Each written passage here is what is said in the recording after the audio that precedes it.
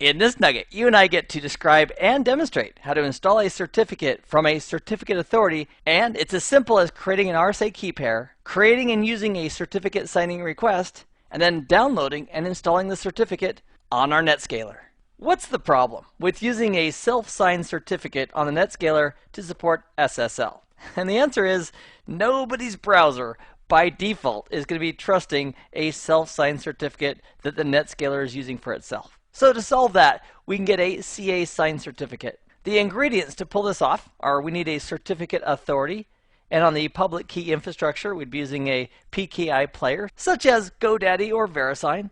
And the benefit of having a certificate from a PKI certificate authority is that Bob and everybody else's browsers have a boatload of those public CAs already in their browsers as trusted CAs. In our lab environment, I'm going to be using a Microsoft server to hand out certificates.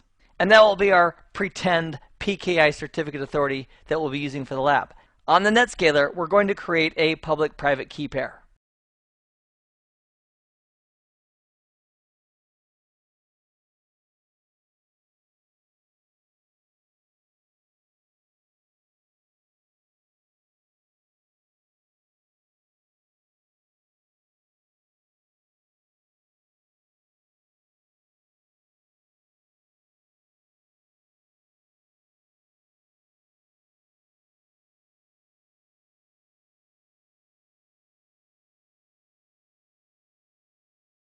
Line. If they give us a certificate, they're vouching that the entity who gets that certificate is really who they say they are. In our lab environment, I've trained our certificate authority to automatically grant every single certificate just because it was asked for. So there's no real verification going on in my lab. And in the public key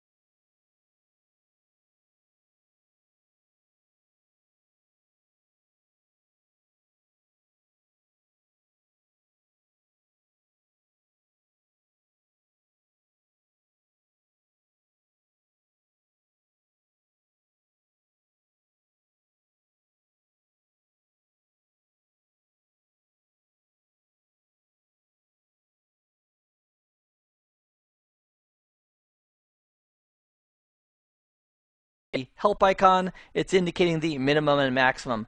So let's use a key size of 2048. In cryptography, size matters. Bigger is normally better from a security perspective. However, bigger also implies there's more CPU and overhead involved in processing it.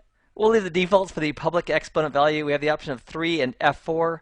I'm going to leave the default of 3. For the key format, we have DER and PEM. I'm going to use the default of PEM, and I'm going to go ahead and specify that we're going to use triple DES for the PEM encoding algorithm. So you might ask, well, what's the benefit of using an encoding algorithm on our key? And the benefit is, if somebody just grabs it and tries to look at it, unless they have the key to unlock it, they won't be able to make sense of what that key information is. The PEM passphrase is simply the key that we're going to use with triple DES to encrypt this file. So I'll put that passphrase in, and I'm going to confirm it again. And then anytime we need to open up or work with that file, if we supply that same passphrase, it can go ahead and decrypt it. So symmetrical encryption, like DES and triple DES and AES, uses the same key for locking and unlocking. And then once we click on OK, we now have the RSA key pair sitting in the file system on this NetScaler.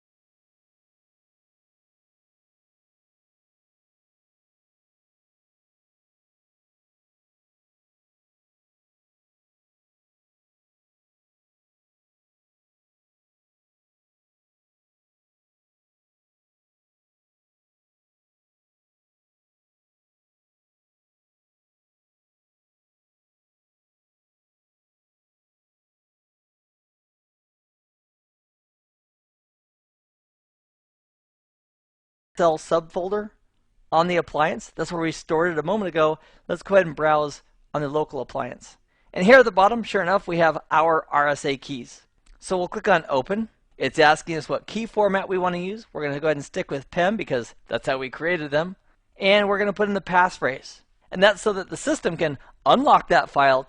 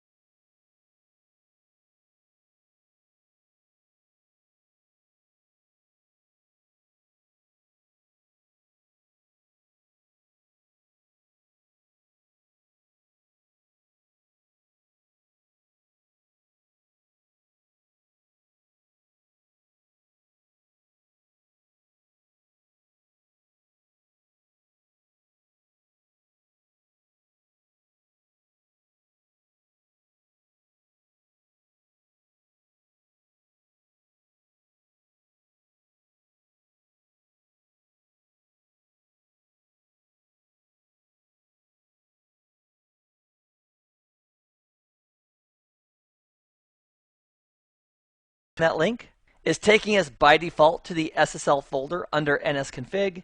And sure enough, right here, we have our request.txt. So we'll select that, and then we'll click on View. And that'll bring up a new pop-up window with the contents of that certificate signing request that we can now copy into our clipboard. So I'm going to select this area. I'm going to do a Control-A to highlight and select all the content there. I'll do a Control-C that copies it into my clipboard on my local computer, and then we can make a road trip up to the CA's website, and in the correct form on that website, we can paste this request. So I'm going to click on Close. That information is all still sitting in my clipboard. So here we're connected to my certificate server website, and if we simply click on Request a Certificate, it's going to ask us the type. I'm going to click on Advanced.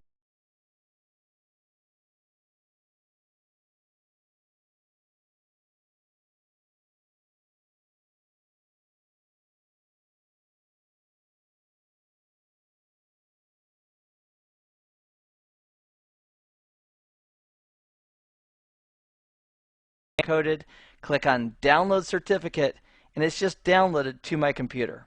And the name of it is certnew and then in parens 1.cer. And that's because I've downloaded a certificate before with the same name, and now it's looking for unique names.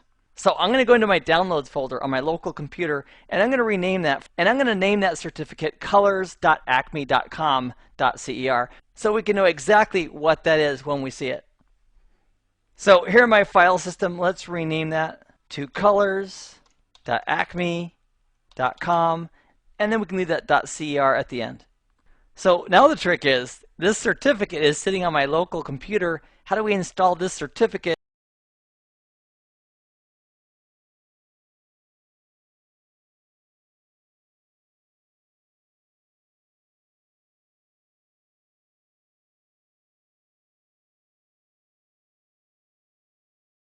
Click on Install. It wants us to name it. I'm going to go ahead and call it colors.acme.com. Now the actual certificate itself is colors.acme.com.cer. Next it's asking me for that certificate. So if I click on the down arrow, I have the option of searching on my appliance or local on my computer. And because I just downloaded the certificate from the CA to my computer, that's where we're going to go.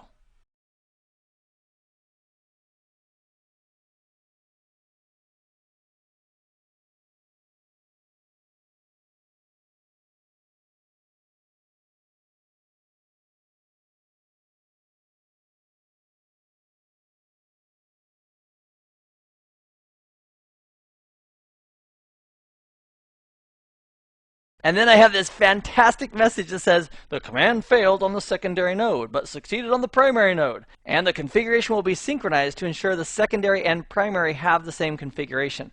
Now, why is that? Well, we were working with some key files that were on the primary netscaler that weren't replicated over to the secondary netscaler. So